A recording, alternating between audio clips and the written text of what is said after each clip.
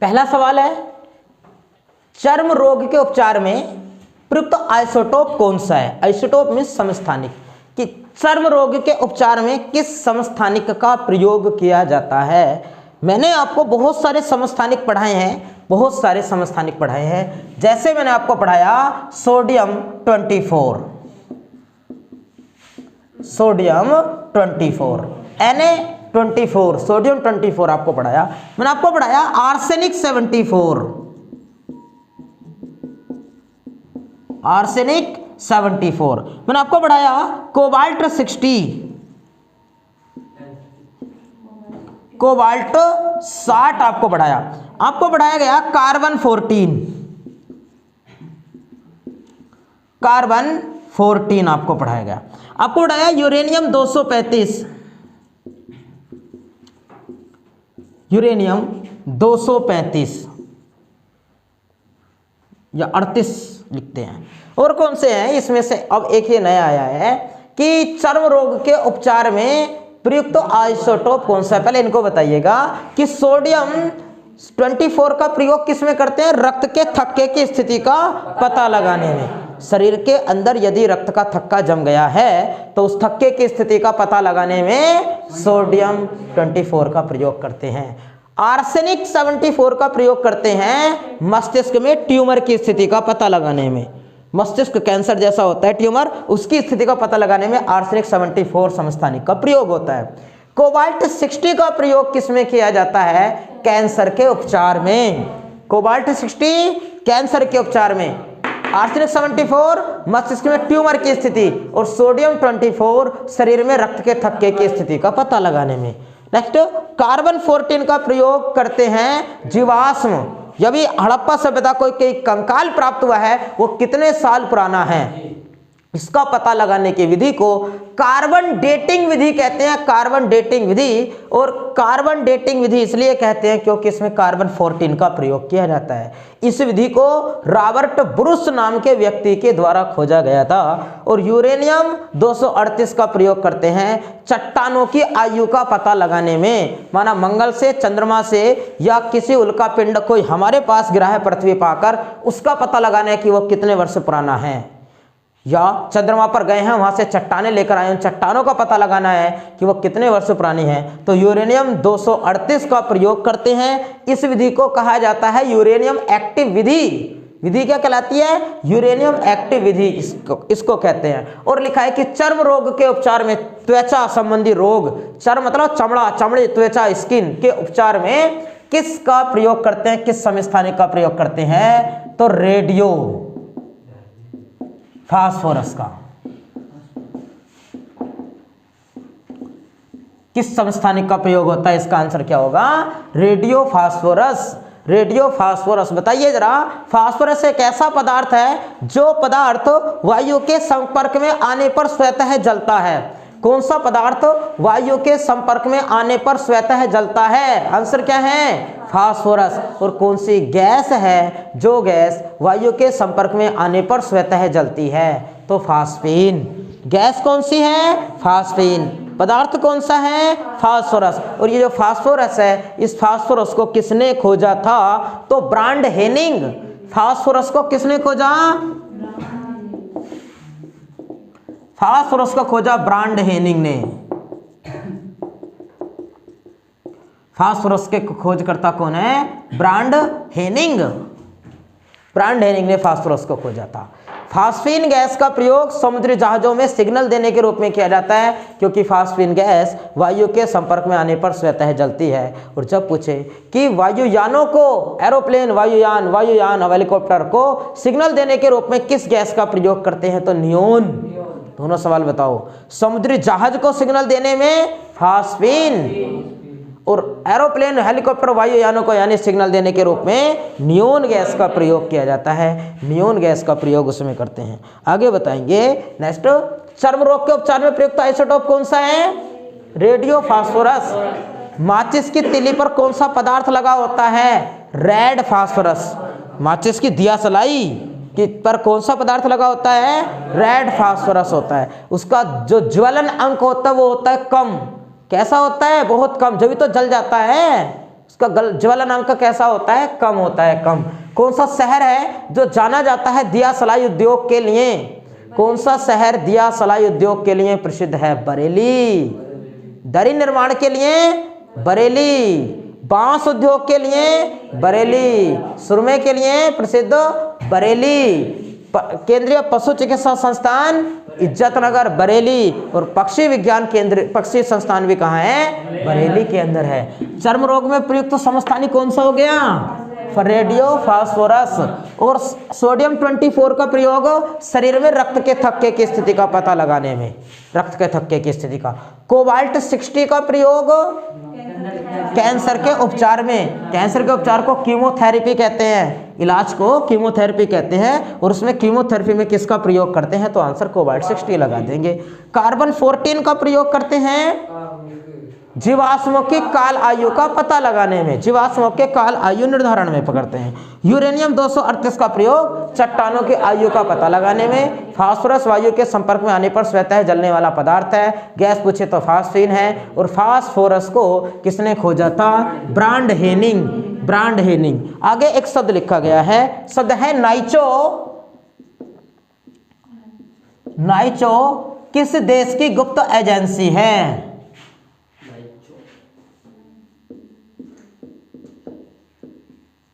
Naicho किस देश की गुप्त संस्था है? तो यह है जापान की।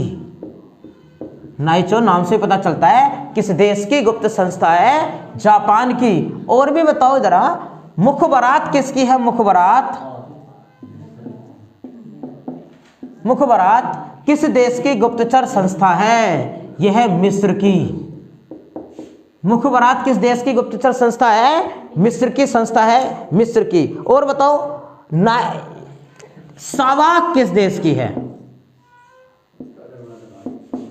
सावाक गुप्तचर संस्था किस देश की है? ईरान। सावाक किस देश की है? ईरान की गुप्तचर संस्था है सावाक। और एक पूछता है, मोसाद किस देश की गुप्तचर संस्था है? मोसाद। मोसाद गुप्तचर संस्था किस देश की है? इजराइल की। इजराइल की। किस देश की संस्था है? तब करें, बताइएगा जरा, बताओ। नाइचो किस देश की हो गई? जापान की गुप्तचर संस्था है। मुखबरात मिस्र की, सावाक ईरान की, मोसाद इजराइल की गुप्तचर संस्था है। बताओ, नाइचो जापान की गुप्तचर संस्था, मुखबरात मिस्र की, सावाक ईरान की, और मोसाद इजराइल की। ये इजराइल की गुप्तचर संस्था। एक कथन है, कथन ये है कि राजा को सदा धर्म की दृष्टि में रहकर शासन करना चाहिए। राजा को सदा धर्म की दृष्टि में रहकर शासन करना चाहिए। ये कथन किसका है? राजा को सदा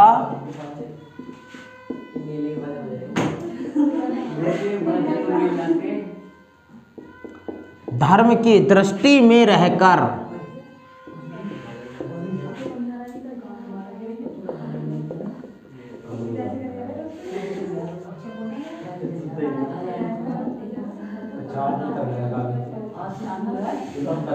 बताइए जरा, ये कथन किसका? हिंट्स दें। ये कथन है उस व्यक्ति का जिस व्यक्ति को कहा जाता है आंध्र भोज।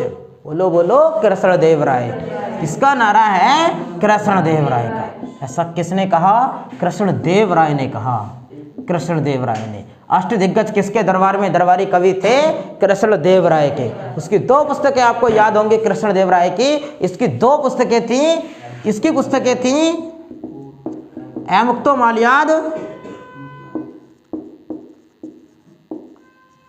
अमुक्तमाल्याद,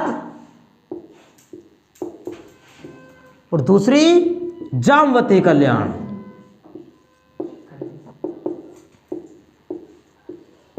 ये दो पुस्तकें इसने लिखी। जामवती कल्याण संस्कृत की थी और अमुक्तमाल्याद तेलुगु भाषा की थी। इसके समय में एक प्रमुख कवि रहते थे। इसके जो प्रमुख कवि थे वे थे तेनालीराम।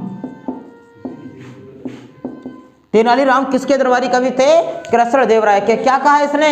कि राजा को सदा धर्म की दृष्टि में रहकर शासन करना चाहिए। एक कथन और आप मुझे बताओ कि किसने कहा था कि राजा जनता के लिए बने हैं, जनता राजा के लिए नहीं। राजा जनता के लिए बने हैं, जनता राजा के लिए नहीं। ऐसा कहा दादा भाई नौरोजी ने। दादा भाई नौरोजी क्या कहा था? बोलो, राजा जनता के लिए बने हैं, जनता राजा के लिए नहीं। ऐसा कहा दादा भाई नौरोजी ने। एक नारा बड़ा प्रसिद्ध हुआ, भारत भारतीयों के लिए। यह नारा किसका नारा था? नारा भारत भारतीयों के लिए किसका नारा था? भारत भारतीयों के लिए यह नारा किसका नारा था? किस समाज का नारा था ऐसे पूछता है तो आर्य समाज। याद होगा आपको, भारत भारतीयों के लिए नारा किस समाज का नारा था? आर्य समाज। किसने की स्थापना? दयानंद सरस्वती, 1875, मुंबई। मूल नाम मूलशंकर। और दयानंद सरस्वती ने कौन सा नारा दिया? रिटर्न टू वेदास, वेदों की ओर लौटो, वेदों में पूर्ण सच्चाई निहित है। एग्जामिनर पूछता है आपसे कि एंग्लो वैदिक स्कूल की स्थापना किस समाज ने की थी? आर्य समाज ने। एंग्लो वैदिक स्कूल की स्थापना किस समाज ने की? आर्य समाज ने। और भारत भारतीयों के लिए ये नारा भी किसने दिया? आर्य समाज ने, ये नारा भी। लेकिन जब पूछे आपसे कि इंडिया फॉर इंडियंस ये पुस्तक किसने लिखी? इंडिया फॉर इंडियंस पुस्तक किसने लिखी? तो Chittaranjan Das. India for Indians पुस्तक के लेखक कौन है? चित्तरंजन दास, CR दास, CR दास। क्या किसे कहा जाता है? देश बंधु चित्तरंजन दास को। और दीन बंधु किसको कहते हैं? CF Andrews. बताइएगा, दीन बंधु, दीन यानी दीन दुखियों का भाई, बंधु उनका भाई, किसको कहते हैं? CF एंड्यूज को बोलते हैं, एंड्यूज। और देश न बंधु किसे कहते हैं? CR दास को। अगर एग्जामिनर पूछ ले कि देश नायक किसको कहते हैं? देश नायक, देश नायक सुभाष चंद्र बोस। देश नायक किसे कहते हैं? सुभाष चंद्र बोस को। और देश रत्न किसे कहते हैं? देश नायक और देश रत्न, देश रत्न कहते हैं डॉक्टर राजेंद्र प्रसाद। देश नायक सुभाष चंद्र बोस और देश रत्न डॉक्टर राजेंद्र प्रसाद। कल की वीडियो में मैंने आपको बताया कि डॉक्टर राजेंद्र प्रसाद ने किस समाज की स्थापना की थी? कौन सा वो समाज था? जिस समाज की स्थापना की थी डॉक्टर राजेंद्र प्रसाद ने? वो आश्रम, सॉरी आश्रम बता दो पहले तो। आश्रम, सदाकत आश्रम। कहाँ? बिहार में। बिहार में। राजा को सदा धर्म की दृष्टि में रहकर शासन करना चाहिए, कथन किसका था? कृष्णदेवराय का था। अच्छा, एक कथन और बताओ, किस अंग्रेज ने यह कहा था कि भारत को तलवार के बल पर जीता गया है और तलवार के बल पर ही इसकी रक्षा की जाएगी? लॉर्ड एलिगन द्वितीय। भारत को तलवार के बल पर जीता गया है, तलवार के बल पर ही इसकी रक्षा की जाएगी, कथन किसका था? लॉर्ड एलिगन द्वितीय। पहले इसको रफ कराइएगा। राजा को सदा धर्म की दृष्टि में रहकर शासन करना चाहिए, कथन किसका है? कृष्णदेवराय। कृष्णदेवराय को कहते हैं आंध्र भोज। दो पुस्तकें लिखी, अमुक्तमाल्या और जामवती कल्याण। अमुक्तमाल्या तेलुगु भाषा की और जामवती कल्याण संस्कृत की। इसके दरबारी कवि तेनालीराम थे, तेनालीराम। दादा भाई नौरोजी ने क्या कहा था? राजा जनता के लिए बने, जनता राजा के लिए नहीं, ऐसा इन्होंने कहा। और भारत भारतीयों के लिए नारा किस समाज का नारा था? आर्य समाज का नारा। भारत भारतीयों के लिए आर्य समाज का नारा था। देश नायक सुभाष चंद्र बोस, देशभक्त सुभाष चंद्र बोस। और देश रत्न किसे कहते हैं? डॉक्टर राजेंद्र प्रसाद को देश रत्न कहा जाता है। बिहार गांधी किसे कहते हैं? डॉक्टर राजेंद्र प्रसाद। बताइए जरा, बिहार गांधी, बिहार गांधी, राजस्थान गांधी, कर्नाटक गांधी, काला गांधी, अमेरिका गांधी,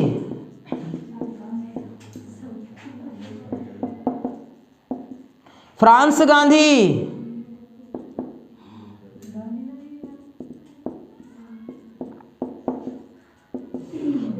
दक्षिण अफ्रीका गांधी या अफ्रीका गांधी? उत्तराखंड गांधी?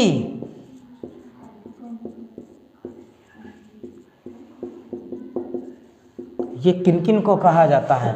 एक सवाल इनमें से एग्जामिनर पूछता है।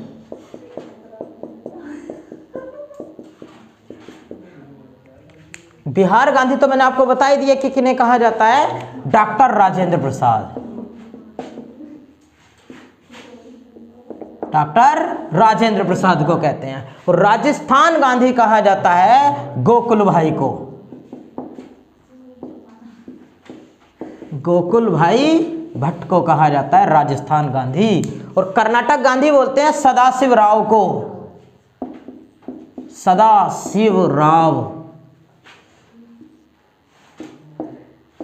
सदाशिव राव को क्या कहाँ का गांधी कहते हैं? कर्नाटक गांधी कहा जाता है। और काला गांधी बताओ किसको कहते हैं? मार्टिन लूथर को, जो एक धर्म सुधारक था, जर्मनी का रहने वाला।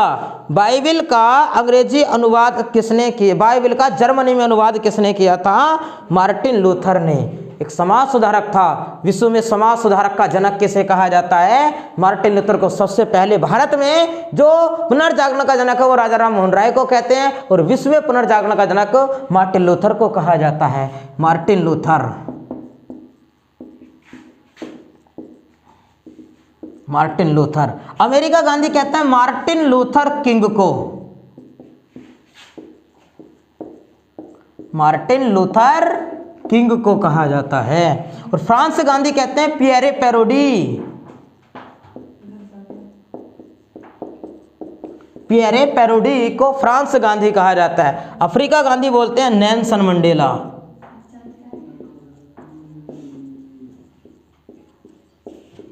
नेल्सन मंडेला को। और उत्तराखंड गांधी कहते हैं इंदिरामणि बडोनी को। इंदिरामणि बडोनी वहां के बेहतरीन व्यक्ति थे, इंदिरामणि बडोनी को उत्तराखंड गांधी के नाम से जानते हैं, इंदिरामणि बडोनी को। रफ करें।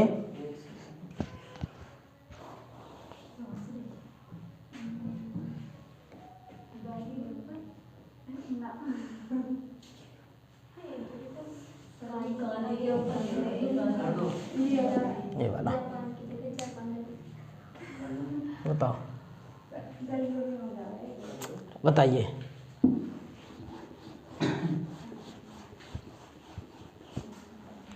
बिहार गांधी डॉक्टर राजेंद्र प्रसाद, राजस्थान गांधी गोकुल भाई भट्ट, कर्नाटक गांधी सदाशिव राव, काला Gandhi Martin Luther, America Gandhi Martin Luther king, France Gandhi Pierre parody, Africa Gandhi Nelson Mandela और उत्तराखंड गांधी किनको कहते हैं? इंदिरामणि बडोनी को कहते हैं, इंदिरामणि बडोनी को। अगली एक पुस्तक है, पुस्तक का नाम है ग्रामर ऑफ पॉलिटिक्स। किसने लिखी? Grammar of politics. Grammar of politics पुस्तक किसने लिखी? ये पुस्तक है और इस पुस्तक के लेखक हैं हेराल्ड लुस्की। हेराल्ड लुस्की किसने लिखी है ये पुस्तक? हेराल्ड लुस्की ने लिखी है। आगे बताओ, पॉलिटिक्स ऑफ चरखा जब पूछे किसने लिखी? पॉलिटिक्स ऑफ चरखा। पॉलिटिक्स ऑफ चरखा पुस्तक के लेखक कौन हैं? पॉलिटिक्स ऑफ चरखा,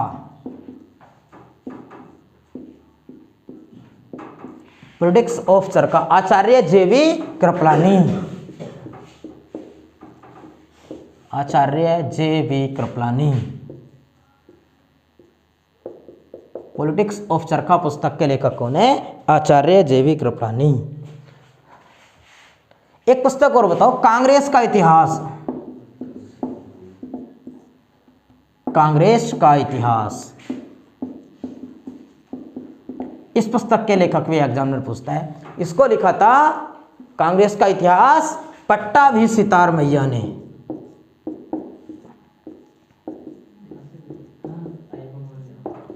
पट्टाभिसितार मैया। ये पुस्तक किसने लिखी? पट्टाभिसितार मैया ने लिखी थी। बताओ।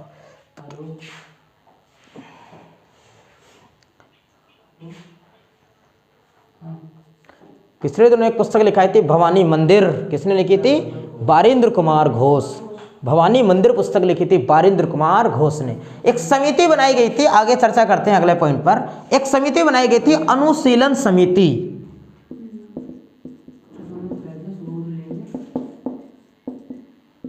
अनुशीलन समिति। अब आपको बताना यह है, पहले तो बताओ स्थापना की किसने थी? अनुशीलन समिति की स्थापना पी मित्रा ने क्रांति युग में बनी थी, लिखी गई है पुस्तक थी अनुशीलन समिति पी मित्रा। अनुशीलन समिति का निर्माण किसने किया? पी मित्रा ने। अब सवाल यह है कि इस अनुशीलन समिति का नारा क्या था? अनुशीलन समिति का नारा क्या था? इसके संस्थापक कौन हो गए? पी मित्रा। और उसका नारा था खून के बदले खून। खून के बदले खून। सीधा पूछेगा एग्जामिनर किस समिति का नारा था? आंसर क्या लगाओगे? अनुशीलन समिति। खून के बदले खून किसका नारा था? अनुशीलन समिति का। स्थापना क्रांति 1905-4 की बातें हैं जब स्थापना हुई थी, और किसने की थी? पी मित्रा नाम के व्यक्ति के द्वारा इसकी स्थापना की गई थी। आगे बताओ,